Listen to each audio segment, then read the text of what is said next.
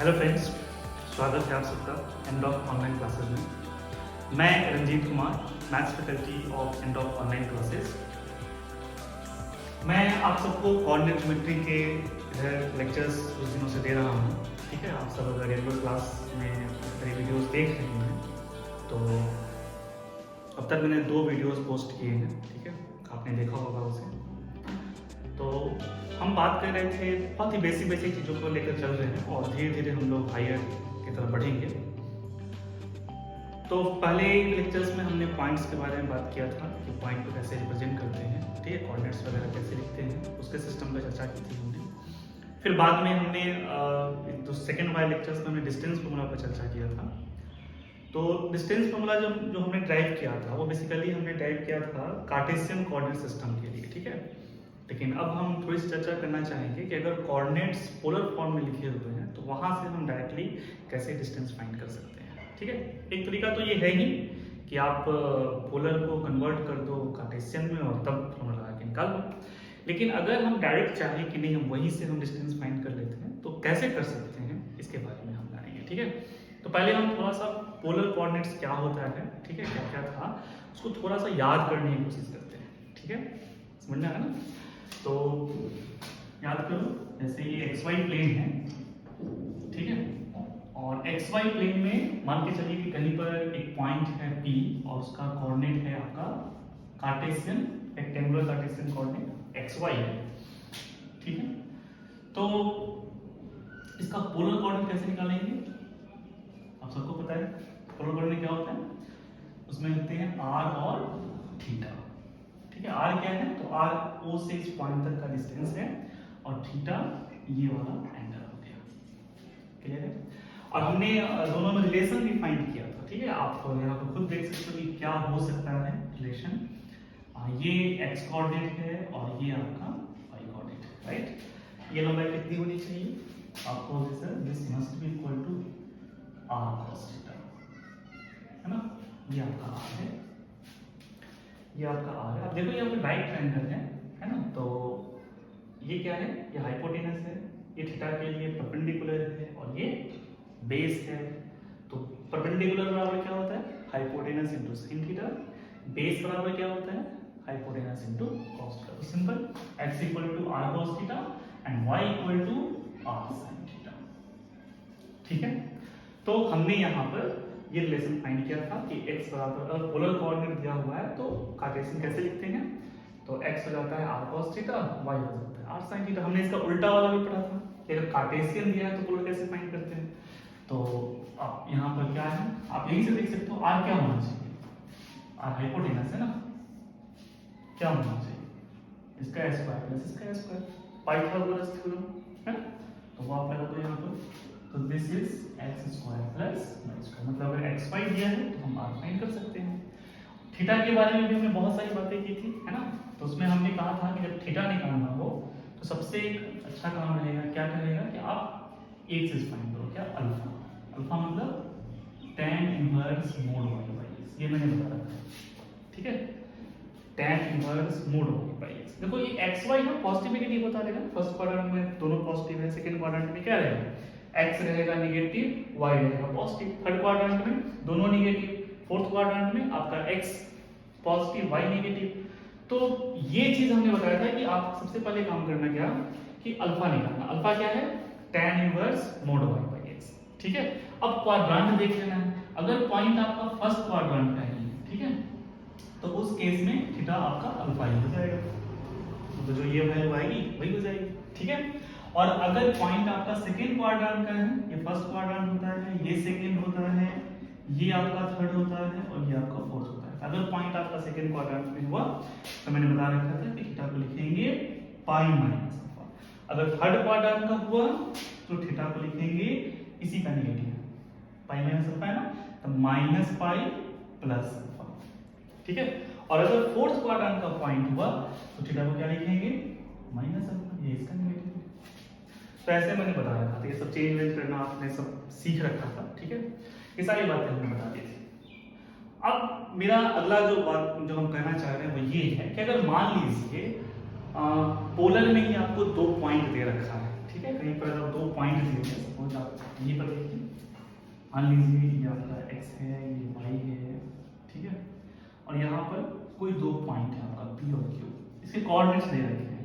इसका दे रखा है r1 θ1 पोलर कोऑर्डिनेट्स है ना, और इसका दे रखा है r2 θ2, समझ रहे हो?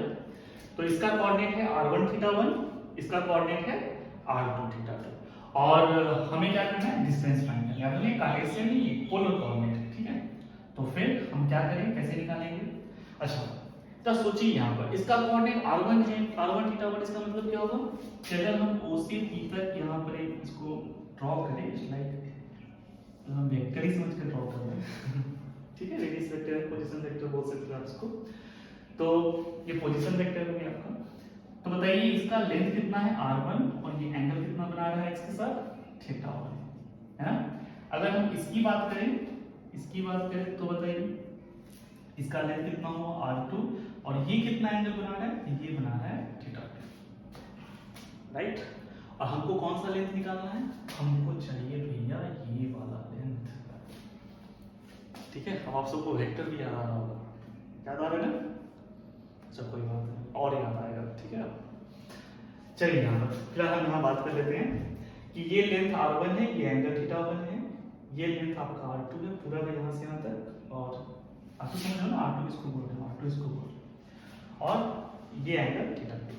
अगर हम बात करें इस एंगल की, जरा बताइए ये एंगल कितना होना चाहिए, तो ये एंगल होना चाहिए θ2 माइनस θ1, समझ रहे हो ना? ठीक है, बात समझ में आ रही है या नहीं आ रही है? ये लेंथ आपका r2 था, और अगर इस एंगल की बात की जाए तो ये एंगल θ1 माइनस θ2, सॉरी θ1 ये है और θ2 ये, तो θ1 माइनस θ2, ठीक है। तो ये आपका एंगल हो गया, हमको ये लेंथ चाहिए, ठीक है। कैसे मिलेगा, ठीक है, वेक्टर वाला तरीका हम आगे भी निकाल सकते हैं। आप सबको लग रहा है vector vector vector sir vector की तरह दिख रहा है, मैंने नाम लिख दिया, पोजीशन वेक्टर बोल दिया, तो आप सबको लग रहा है कि सर वेक्टर की तरह सॉल्व करते हैं, वेक्टर में इसका मैग्नीट्यूड तो फाइंड करना है, तो लाइक ये वेक्टर है, ये वेक्टर और इसका मैग्नीट्यूड चाहिए, है ना। खैर वो कर सकते हैं, ठीक है। हम दूसरा तरीका भी अपना सकते हैं, जैसे कि अच्छा चलो तुम ही लोग की बात मानते हैं, ठीक है तुम लोग सोच रहे हो कि वेक्टर से ही बनाते हो, तो चलो ठीक है वेक्टर से ही बनाते हैं। चलो मान लो ये वेक्टर है आपका, इसका मैग्नीट्यूड पता है r1, ये दूसरा वेक्टर हो गया, इसका मैग्नीट्यूड पता है r2, और ये एक वेक्टर है, इसका मैग्नीट्यूड आपको निकालना है, ठीक है। तो मान लेते हैं इसका मैग्नीट्यूड d, और चलो मैं इसको भी वेक्टर बना देता हूँ, ठीक है। वैसे भी मुझे इसके डायरेक्शन से मतलब नहीं है, हमको मतलब किससे है, हमको मतलब है सिर्फ और सिर्फ इसके लेंथ से मतलब, बिकॉज हम कोई वेक्टर में इंटरेस्ट नहीं है, तो कोऑर्डिनेट पढ़ रहे हैं, ठीक है। लेकिन आप सोचो यहाँ क्या होना चाहिए, इन दोनों का रिजल्टेंट ही ये है ना, r1 को और d को जोड़ेंगे, अगर वेक्टर के हिसाब से सोच रहे हो आप लोग, तो क्या आना चाहिए, r2 आना चाहिए। तो बेसिकली जो d1 है वो कुछ और नहीं, वो r2 माइनस r1 है ना। तो अगर हम d1 का मैग्नीट्यूड लिखेंगे, तो आपने पढ़ रखा होगा फॉर्मूला कि this is magnitude of vector r2 plus vector r1 minus 2 into magnitude of r2 into magnitude of r1, है ना। ये सब पढ़ रखा होगा आपने, और इंटू कॉस, दोनों के बीच क्या है, दोनों के बीच कितना एंगल बन रहा है, θ1 माइनस θ2, तो दिस इज कॉस θ1 माइनस θ2, ठीक है। तो निकल गया ना। अच्छा d1 क्यों लिखा हूँ, d है ना, d1 सॉरी d, तो d बराबर क्या होगा बताओ, d बराबर क्या होगा, d का मैग्नीट्यूड मतलब लेंथ, समझ में आ रहा है ना। d बराबर क्या आ गया, r2 का मैग्नीट्यूड कितना है, r2 ही है, r2 का मैग्नीट्यूड r2 है। मैंने कुछ गलत किया क्या, यस मैंने यहाँ सब गलत लिख दिया, पहले वेक्टर के मैग्नीट्यूड का स्क्वायर प्लस दूसरे वेक्टर के मैग्नीट्यूड का स्क्वायर घटाओ 2 गुना पहला गुना दूसरा का मैग्नीट्यूड गुना cos, ये होता है, ठीक है। तो ये r2 का मैग्नीट्यूड कितना, r2 ही है, तो दिस इज r2 स्क्वायर, ये क्या हो जाएगा r1 स्क्वायर, और ये हो जाएगा -2 r2 r1 cos θ1 माइनस θ2, समझ में आया। तो वेक्टर वाला रूल लगा के भी एंड तो कर सकते हैं, है कि नहीं। तो निकल तो गया। अब क्या, छोड़ो, दूसरा तरीका नहीं बताते हैं। नहीं, अब तुम लोग बोल रहे थे ना कि वेक्टर वेक्टर, तो बता दिया वेक्टर से, ठीक है। अब बहुत समझ में नहीं है, अगर वेक्टर नहीं पढ़ेगा तो तुम्हें दिक्कत होगी, ठीक है। तो कोई बात नहीं, अगर जो वेक्टर नहीं पढ़े हैं, है ना, उनके लिए भी हमारे पास उपाय है। अगर उनको थोड़ी बहुत ट्रिग्नोमेट्री की नॉलेज है तो हम इनकी थोड़ी सी हेल्प कर सकते हैं, ठीक है। मिटा दें इसको, आप वीडियो को पॉज करो, है ना, जो भी स्क्रीन पे लिखा होगा उसको लिख लो, फिर बात करते हैं, ठीक है। चलिए, तो हम बात कर रहे थे कि अगर हमको 2 पॉइंट दिया हुआ है गोलक में, एक पॉइंट P है जिसका कोऑर्डिनेट है r1 θ1, और एक पॉइंट Q है जिसका कोऑर्डिनेट है r2 θ2, ठीक है। इसका कोऑर्डिनेट r1 θ1 है, मतलब ये लंबाई r1 है और ये एंगल θ1 है। इसका कोऑर्डिनेट r2 θ2 है, इसका मतलब क्या हुआ, इसका मतलब हुआ ये लंबाई r2 है ना, ये लंबाई r2 है और ये वाला एंगल θ2 है। तो इसके बीच जो एंगल बना वो कितना बना, वो बना θ1 माइनस θ2, है ना। और हमको चाहिए बेसिकली ये वाली लंबाई, ठीक है। अच्छा, यहाँ ट्रायंगल बन रहा है ना, और कुछ लोग ट्रिग्नोमेट्री पढ़े होंगे तो उनको कम से कम ये रिजल्ट पता होगा, ठीक है। ए बी सी अगर नहीं पढ़े हैं तो कोई बात नहीं, जान जाइए ये होता है कि अगर कोई ट्रायंगल है ABC, और ABC है, इसमें 3 साइड्स हो गए, A के सामने वाले साइड्स को स्मॉल a से लिखते हैं, B के सामने वाले साइड को स्मॉल b से लिखते हैं, C के सामने वाले साइड को स्मॉल c से लिखते हैं, है ना। और यहाँ पर एक रूल लॉ है, मतलब उसको आप कोसाइन लॉ बोल सकते हो, ठीक है, जो यहाँ पर लगता है। तो कोसाइन लॉ कहने से, मान लो आप किसी एंगल को पकड़ते, सपोज आप A को पकड़ रहे हो, तो cos A मतलब A का cos, कोसाइन क्या होगा, तो क्या करना है बता रहा हूं मैं। A जिस दो साइड के मिलने से बना हुआ है, ठीक है, A के सामने वाले को छोड़ देना है, बच कौन गया, B और C। B और C कैसे साइड है, ये वो साइड है जिससे A बना है, देख रहे हो। तो इन दोनों का स्क्वायर करना है और जोड़ना है, और उसमें से सामने वाला जो साइड है, इस एंगल के सामने वाला जो साइड है, उसके स्क्वायर को घटाना है बटा 2 गुना इन दोनों साइड का प्रोडक्ट। समझ में आ रहा है मैं क्या कह रहा हूं, ये कोसाइन लॉ हुआ, ठीक है, इसको आप कोसाइन फॉर्मूला कह सकते हो। उसी तरह से आप b के लिए भी निकाल सकते हो, cos b। cos b क्या है, cos b क्या है, क्या होगा, ऐसे ही करेंगे, b के सामने वाले साइड को छोड़ दो, बाकी जो 2 बच गए उनको पकड़ लो, इनका स्क्वायर ले लो, जोड़ दो, फिर घटाओ, अब सामने वाले साइड का स्क्वायर बटा 2 गुना इन दोनों का प्रोडक्ट, है ना। वैसे ही आप cos c भी लिख सकते हो, cos c क्या होगा, वैसे ही सामने वाले को छोड़ो, इन दोनों को पकड़ो, ठीक है, स्क्वायर करो, जोड़ो, है ना, स्क्वायर कर दो, जोड़ दो, सामने वाले साइड के स्क्वायर को घटा दो, बट्टा 2 गुना इन दोनों का प्रोडक्ट। समझ में आ रहा है अच्छे से। तो ये जो लॉ है, अब यही लॉ हम यहां लगाने जा रहे हैं, ठीक है। यहां लगा, यहां भी एक ट्रायंगल बन रहा है ना, OPQ बन रहा है। अब इस ट्रायंगल में अगर आप cos निकालिएगा, cos θ1 माइनस θ2 की वैल्यू, मतलब इस एंगल का cos निकालिएगा, तो क्या करना है बताया था हमें, इन दोनों का मतलब सामने वाले को छोड़ देना, सामने वाला जो है वो d है, यही हमको बेसिकली फाइंड करना है, ठीक है। तो सामने वाले को छोड़ दीजिए, बाकी दोनों का स्क्वायर करके जोड़िए, r1 square plus r2 square, फिर माइनस सामने वाले के साइड के स्क्वायर कर दीजिए, ठीक है, और बटा 2 गुना दोनों साइड का प्रोडक्ट, ठीक है। अब जब इसको सॉल्व करके थीटा मान निकाल लीजिए, ठीक है। 2r1 r2 cos θ1 माइनस θ2 बराबर r1 square plus r2 square minus d square. इसको इधर ले आइए, बाकी को उधर भेज दीजिए, देखिए क्या आ गया, d स्क्वायर बराबर r1 square plus r2 square minus 2r1r2 cos θ1 minus θ2। ठीक है, अब यहां से हमको d मिल गया। देखो वही आया जो हम वेक्टर की तरह करके निकाले थे। तरीका बदल जाए उससे कोई दिक्कत नहीं है ना। तरीके हजार हो सकते हैं किसी चीज पर किसी जगह पहुंचने के, है ना, पर जब पहुंचेंगे तो मिलेगा तो वही, वो बदल तो ही जाए। सो वही बात है यहाँ पर। ठीक है, ये आया था फॉर्मूला वेक्टर की तरह ही है। आपको अगर वेक्टर पढ़े हो तो आपको ऐसे भी याद रहेगा कि हाँ ये करना है ना। मैंने जानबूझ के वेक्टर को इंट्रोड्यूस किया है, ठीक है। आप ये नहीं सोचो कि आपने आपके कहने को मैंने किया। चलिए कोई बात नहीं, ये समझ में आ गया अच्छे से। ठीक है, तो यहाँ पर हमने क्या देखा, जब हमको पोलर कोऑर्डिनेट दिया हुआ है 2 पॉइंट r1 θ1 r2 θ2, तो हम डायरेक्टली बिना इसको रेक्टेंगुलर कार्टेशियन कोऑर्डिनेट में चेंज किए हुए हम डायरेक्टली डिस्टेंस निकाल सकते हैं। और उसका फॉर्मूला क्या होगा, रूट अंडर r1 का स्क्वायर प्लस r2 का square minus 2r1 r2 into cos, ठीक है, दोनों एंगल का डिफरेंस। अब देखो यहाँ पर cos θ1 माइनस θ2, तो आपके मन में आ रहा होगा कि सर कौन सा एंगल θ1 कौन सा एंगल θ2, ठीक है।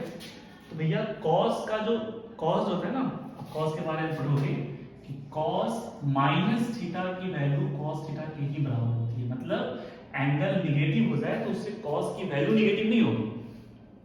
समझ में आ रहा है ना, एंगल निगेटिव कर देने से ऐसा नहीं कि जो वैल्यू पहले आ रही है अब उसका निगेटिव हो जाएगा, ऐसा नहीं होगा। ठीक है, cos 60 का वैल्यू और cos माइनस 60 का वैल्यू सेम ही होता है। आ रही बात समझ में। तो θ1 माइनस θ2 या θ2 माइनस θ1 क्या है, एक दूसरे के निगेटिव है।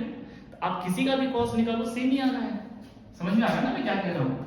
मैं जो कह रहा हूँ मैं ये कह रहा हूँ कि आप cos θ1 माइनस θ2 लिखो या आप cos θ2 माइनस θ1 लिखो, दोनों की वैल्यू सेम ही आनी है। दोनों दूसरे के निगेटिव है, θ1 माइनस θ2 और θ2 माइनस क्या एक दूसरे के निगेटिव है। तो निगेटिव का cos थोड़ी ऐसा होता है कि निगेटिव हो जाता है या बदल जाता है, वही आता है, सेम वैल्यू आती है। बात समझ में आ रही है ना। ठीक है, तो ये आपका आपके सामने आ गया। जल्दी से इसको नोट करो फटाफट, ठीक है, फिर हम लोग कुछ एक प्रॉब्लम बनाएंगे। चलिए नोट कीजिए, फटाफट नोट कीजिए। हम एक सवाल लेते हैं एग्जाम्पल के तौर पर। जैसे एक पॉइंट ए है, मान लीजिए इसका कोऑर्डिनेट है 4π/2, पोलर कोऑर्डिनेट लिख लो आप, ठीक है। दूसरा पॉइंट बी है, उसका कोऑर्डिनेट मान लीजिए है 3π/6, है ना। π/2 समझ में आता है ना। पाई मतलब क्या होता है, पाई रेडियन में लिखा हुआ, ठीक है।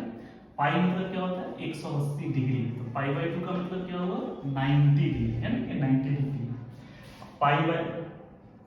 अच्छा π/6 क्या होगा, तो π/6 यानी 180 में 6 से भाग दे दो कितना आएगा 30 डिग्री। समझ में आ रहा है ना। चलिए खैर, हमको पोलर कोऑर्डिनेट दिया है, हमसे पूछ रहा है कि डिस्टेंस बताओ, मतलब ए बी की वैल्यू बताइए क्या है। तो अब कोई जो नहीं है कि इसको आप कार्टेशियन में चेंज करो, आप डायरेक्टली फाइंड कर सकते हो, आपके पास फॉर्मूला है। ठीक है, कैसे निकलेगा, याद करो formula, root under r1 square. अच्छा r1 आप किसी को r1 बोल दो, इसको r1 बोल दो, θ1 बोल दो, इसको आप r2 बोल दो, θ2 बोल दो, ठीक है। समझ में आ रहा है ना। चलिए तो क्या फॉर्मूला याद है, एक बार लिख दूं, एक बार लिख देता हूं, ठीक है, याद हो जाएगा। r1 square plus r2 square minus 2r1 r2 cos, फिर क्या था θ1 माइनस θ2, ठीक है। फटाफट क्या करना है, वैल्यू तो डालना है, फटाफट डालिए। चलिए r1 का मान 4 है, 4 का स्क्वायर प्लस r2 कितना है 3 है, 3 का स्क्वायर माइनस 2 इंटू 4 इंटू 3, है ना। उसके बाद cos, फिर क्या θ1 माइनस θ2, θ1 π/2 है, θ2 π/6, ठीक है। तो π/2 माइनस π/6। चलिए फटाफट सॉल्व कीजिए, डिग्री कितना आ रहा है, 4 का स्क्वायर कितना होगा, 4 का स्क्वायर हो गया 16 प्लस 3 का स्क्वायर 9, है ना, माइनस 4 3 12 2 24 इंटू cos π/2 माइनस π/6 कितना होता है जी, आप यहाँ से समझ सकते हो। 90 माइनस 30 कितना होगा 60, असल में 60 डिग्री है, तो cos 60 की वैल्यू होती है 1/2। अच्छा चलो याद था आपको नहीं, तो ये आया हो गया, कितना आ गया देखो तो 16 and 9 25 और उसमें से घट गया 12, तो आ गया 13, निकल गया डिस्टेंस, है ना आसान। चलिए अच्छा लगा? पॉज कीजिए, उतारिए नहीं, बना लीजिए, ठीक है? तुमको पता है, आपको आ गया होगा।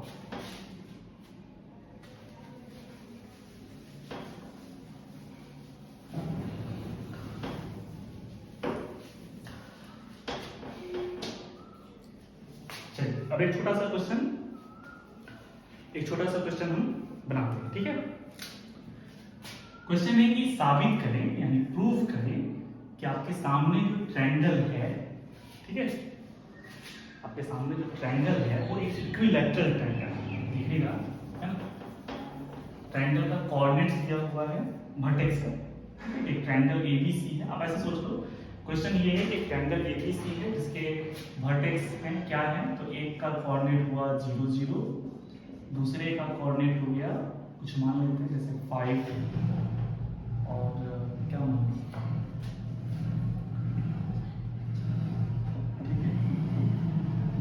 3 5/6, एक का कोऑर्डिनेट और मान लेता हूँ 3 5/2। कि ये जो पॉइंट्स हैं ये एक इक्विलैटरल ट्रायंगल के वर्टेक्स हैं, मतलब ये तीनों मिल करके एक इक्विलैटरल ट्रायंगल बना रहे हैं, ठीक है? साबित करना है, जरा इनको दिखाएंगे। अगर हम दिखाएंगे तो बताओ पॉइंट्स कहाँ मिलने वाले हैं, तो आपको समझ में आ रहा होगा। अच्छा देखो, एक तो 0 0 हो गया, इसका मतलब जो ए है ना वही ये पॉइंट ओरिजिन वाला है ना। दूसरा है 3 π/6, मतलब उसका यहाँ से लेंथ तो 3 है पर जो एंगल बना रहा है वो π/6 बना रहा है, ठीक है? तो 3 आगे बढ़ जाते हैं और ये एंगल जो है वो π/6 है, मतलब शायद ये पॉइंट ये है बी। अच्छा, उसके बाद एक पॉइंट सी है जो यहाँ से 3 डिस्टेंस पर है, पर एंगल कितना बन रहा है π/2, तो π/2 का मतलब ये समझ लो ये 90 हो गया, मतलब आपको इस y एक्सिस पर वो पॉइंट मिलेगा। तो मान लो ये वाला वो पॉइंट रहा होगा, ठीक है? इसका नाम क्या है, सी है, ये 3 में डिस्टेंस पर है यहाँ से, है ना? और ये एंगल कितना बना रहा है π/2, ठीक है? ये जो एंगल बना रहा है दिस इज π/2। अच्छी बात है, क्वेश्चन समझ याद है ना? क्वेश्चन क्या कह रहा था कि साबित करें कि ये तीनों मिलकर के एक इक्विलैटरल ट्रायंगल बना रहा है। इक्विलैटरल ट्रायंगल की क्या खासियत होती है, हर एक एंगल π/6 होता है ना? और दूसरी एक और खासियत होती थी, क्या क्या होती है, साइड्स सारे इक्वल होते हैं, है ना? तो देखा जाए तो ये तो दिख ही रहा है यार नहीं, ये तो दिख ही रहा है कि ये कैसा ट्रायंगल होगा, 100% आपका इक्विलैटरल ट्रायंगल नहीं होगा। आप लोगों को नहीं दिखा? देखो ये मिला दो, यही है आपका ट्रायंगल एबीसी, ठीक है? ये एंगल π/2 है, ये π/6 है, ये एंगल कितना होगा बताओ? ये एंगल कितना हो गया, ये हो गया, घटा दोगे ना, π/2 - π/6 π/3 60 डिग्री आ जाएगा, ठीक है? तो ये एंगल 60 है, ये दो साइड्स इक्वल है, तो जाहिर सी बात है ये एंगल में 60 60 होगा। प्रॉपर्टी पढ़े हो ट्रायंगल की? नहीं पढ़े हो? ट्रायंगल की आप प्रॉपर्टी पढ़े हो ना कि इक्वल साइड के सामने वाले एंगल्स भी क्या होते हैं, इक्वल होते हैं। तो ये 3 है, ये भी 3 है, तो हो गया, साबित क्या करना है, कहानी खत्म इसकी, ठीक है? और क्या कर सकते थे, एक तरीका ये भी कर सकते थे कि हम डिस्टेंस से निकाल सकते, जैसे कि हम ये बी से निकाल, दो साइड को दिख रहा है, ये 3 है, ये 3 है, अगर ये दिखा दिया कि ये 3 है तो हो गया, ये भी इक्विलैटरल ट्रायंगल हो गया। तो आप डिस्टेंस निकाल दो, किसका, बी और सी का फॉर्मूला डाल दो बीसी के लिए। क्या फॉर्मूला पड़ेगा बताओ, √r1² + r2², ठीक है? r1² आपका कितना है 3 का स्क्वायर प्लस r2², ठीक है? -2r1 × r2 × cos, दोनों एंगल का डिफरेंस, ठीक है? किसी में 60 बता दो, तो π/2 - π/6, अगेन ये 60 है, cos 60 का मान 1/2 होता है, ठीक है? आप समझ लो कि क्या होने वाला है यहाँ पर, ये 3 का स्क्वायर 9 हुआ, प्लस 9 हुआ, माइनस ये आपका 2 × 3 3 का 9 है, और इसकी वैल्यू भी 1/2 आ रही है, तो ये तो खत्म हो गया ना, फिर एक 9 से एक 9 से खत्म हो गया, बच गया क्या, केवल 9, यानी इसकी वैल्यू आ गई 3। क्या हुआ, हो गया, तीनों साइड बराबर है, इक्विलैटरल हो गया, है ना? तो कहानी खत्म हो गई। चलिए अच्छी बात है ना, ये आप सीख गए, ये बहुत अच्छी बात है। मैं इसको मिटा दूं, है ना? चलो इसको मिटा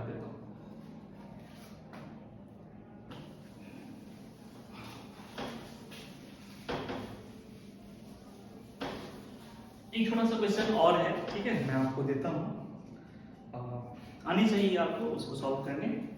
जैसे हो सकता है ना कोई इक्वेशन लिखा हो और वो कार्टेशियन फॉर्म में लिखा हो और कहें कि नहीं इसको पोलर फॉर्म में लिखो, या फिर कोई इक्वेशन पोलर फॉर्म में लिखा हो, उसमें आर थीटा के टर्म में इक्वेशंस लिखे हुए हैं और कहें कि नहीं इसको कार्टेशियन फॉर्म में चेंज करो, ऐसा हो सकता है, ठीक है। जैसे फॉर एग्जांपल मान लीजिए आपके सामने एक इक्वेशन है x square plus y square equal to a square, ठीक है, और कह रहा है कि ये जो है इसको आप पोलर फॉर्म में कन्वर्ट कीजिए। x y क्या है, कोई पॉइंट है और ये जो लिखा हुआ है ये लाइक वो पॉइंट का के बीच का रिलेशन लिखा हुआ है, पॉइंट x और y पॉइंट के बीच का रिलेशन है, ठीक है। पढ़ेंगे आगे जाकर, असल में ये एक सर्किल का इक्वेशन है, ठीक है, सर्किल पर के पॉइंट का इक्वेशन है, ठीक है, जिसका रेडियस a है, सेंटर ओरिजिन है। ये सब बात की चीज है, अभी इस पर चर्चा करने की जरूरत नहीं है। आप बस ये जानो कि ये किस इक्वेशन है जो कि कार्टेशियन फॉर्म में लिखा हुआ, किस कर्व का है उसमें फिलहाल टेस्ट करना है, ठीक है। तो ये इक्वेशन है जो कि कार्टेशियन फॉर्म में है और हमको कहा जा रहा है कि आप इसे पोलर फॉर्म में कन्वर्ट कीजिए। आसान है, क्या होता है x बराबर क्या होता है r cos थीटा। अगर पोलर कोऑर्डिनेट r थीटा है तो x को क्या लिख सकते हैं r cos थीटा और y को क्या लिख सकते हैं r sin थीटा। कुछ नहीं करना है, बस इसको उठा के इसमें रख देना है, ठीक है। उसके बाद तो आप समझदार हो ही, समझ लो ना, x square plus y square बराबर a स्क्वायर। क्या करना है, रख दो, x की जगह r cos थीटा रख दो, तो r cos थीटा का whole square plus r sin theta का whole square and this is equal to what square, ठीक है। सॉल्व करो, फटाफट सॉल्व करो, क्या हो जाएगा बताओ, r square cos square theta plus r square sin square theta equal to a square. क्या लग रहा है आपको, r स्क्वायर कॉमन हो जाएगा, cos square theta plus sin square theta equal to what a square. क्या लग रहा है आपको, r स्क्वायर इनटू ये क्या हो गया, ये तो 1 हो गया ना, इक्वल टू a स्क्वायर। इसका मतलब सीधा सीधा r क्या आ गया, e, r बराबर ये पोलर फॉर्म है ना, ये तो कांस्टेंट है ना, एक्स वाई का वो रिप्लेस हो गया किससे, r से, ठीक है।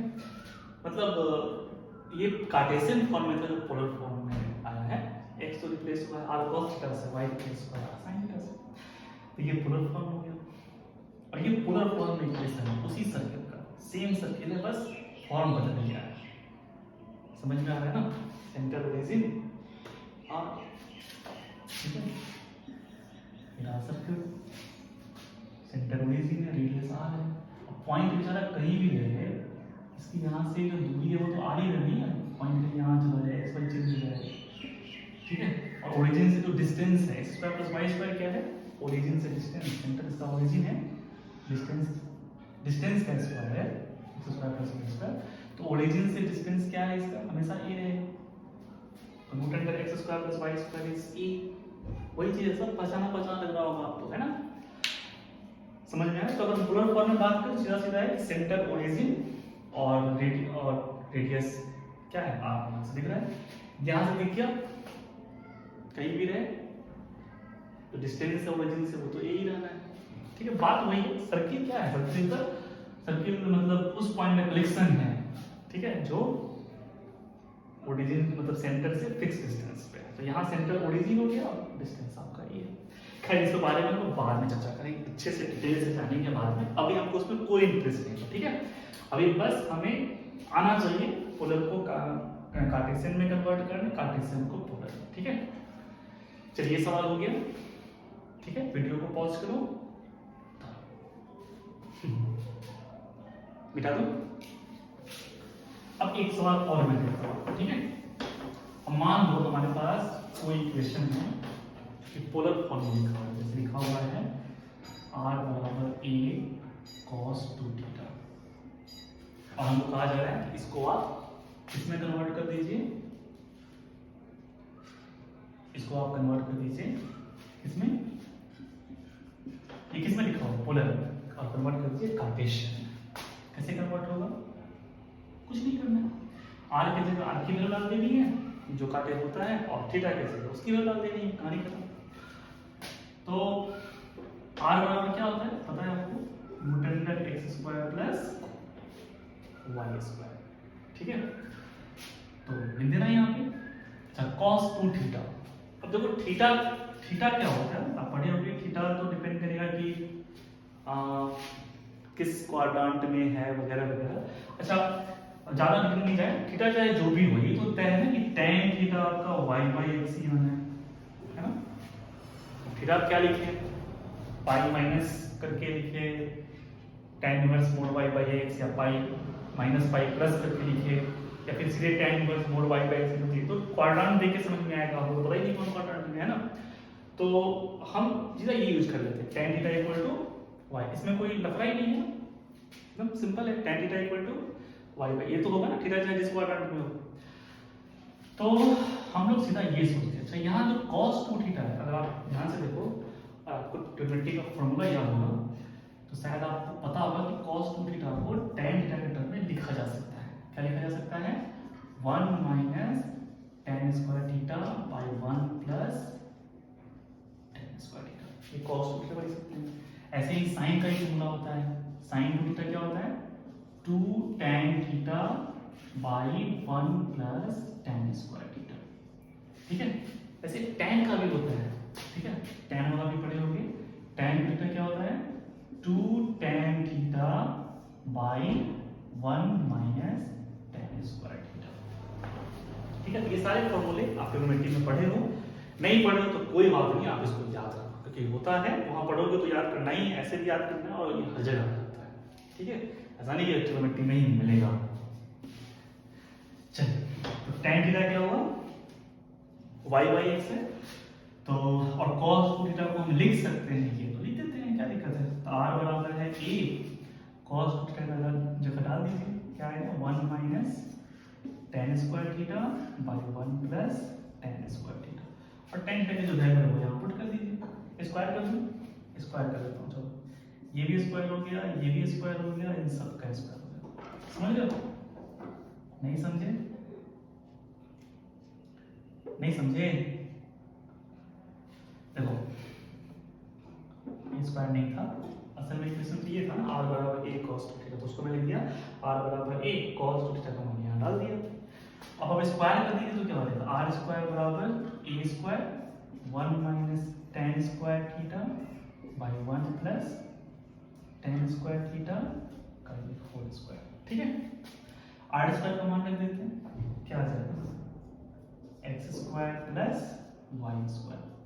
a स्क्वायर तो a स्क्वायर ही रहेगा, और यहाँ पर हम पुट कर देते हैं 1 minus tan square theta, tan theta का मान y बाई एक्स है, तो 1 माइनस वाई स्क्वायर बट्टा एक्स स्क्वायर बट्टा 1 प्लस वाई स्क्वायर बट्टा एक्स स्क्वायर, और फिर इसका हो गया होल स्क्वायर।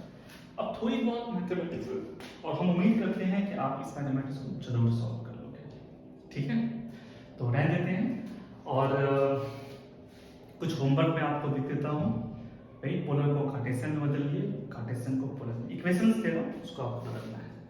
ठीक है, इसको आगे सॉल्व कर लेना, होमवर्क है आपके लिए। समझ में आ रहा है ना? चलिए, अच्छी बात, मिटा दूं।